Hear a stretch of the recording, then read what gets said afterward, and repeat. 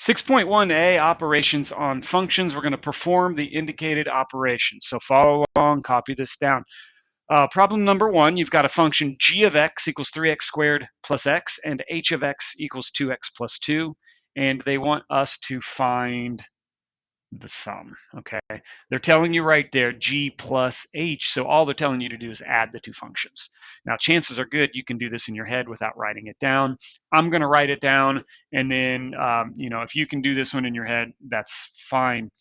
But what they're telling you to do is take this 3x squared plus x and add 2x plus 2.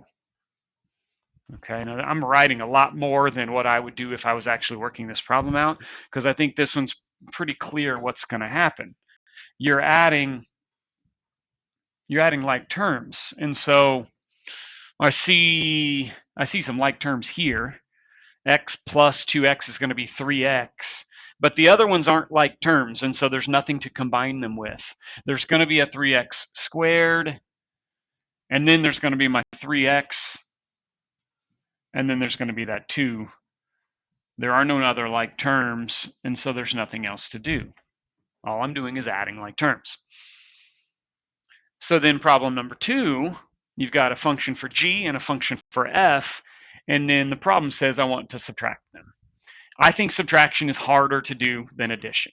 On that problem number 1, the addition problem, I think you could probably do that in your head all day long. Number 2 is a little bit harder to do, so I might encourage you to write that one out. So function g is 3t minus 3, and we're going to subtract function f, which is 2t minus 1. All right. The reason I think this one's difficult to do in your head is because you're going to have to subtract a negative, and it's just hard to keep track of negatives, multiple negatives in your head. And so what I would encourage you to do is understand that when you subtract, that's the same thing as adding the opposite. So what I would do is I would leave the first function the same, but then I would change it to add the opposite of everything. Okay, I'm adding the opposite because our brains, for whatever reason, are just better at adding. And then I'll go through and look at my like terms. All right, so I have a couple of like terms. I've got 3t plus negative 2t is just plain old t. And I've got negative 3 plus positive 1. Negative 3 plus 1 is minus 2. And there you go. Problem number 3 gives you a function for g and a function for f, only this time we are multiplying. Okay, we are multiplying. So you set that up, and it's going to be 3n minus 5 times n squared plus 3. And so we're distributing. Think about what this means. We're multiplying all of the stuff on the left times all of the stuff on the right. And so the way I like to look at it is let's look at this and let's multiply this times each of those terms on the right side. 3n times 3n squared, the exponents just add up, okay? N times n squared is going to be n to the third. That's going to be 3n to the third power. And then we take 3n times 3, and that's 9n.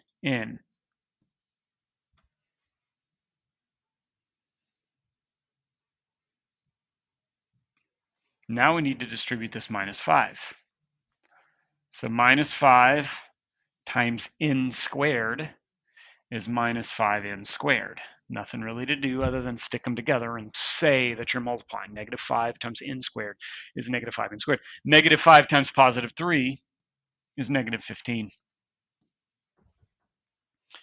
And if you look at that, I don't see any like terms. The only thing we would probably do is arrange them in decreasing order. Okay, arrange them in decreasing order.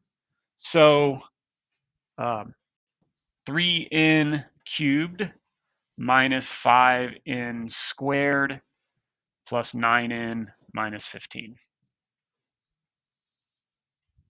Sometimes you're going to have like terms. This time you didn't. Sometimes you will. That's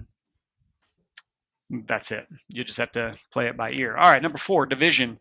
We're dividing G by H this time, and this one looks like it's going to be difficult, but we're not going to do a whole lot on this one. Okay. Function G divided by function H.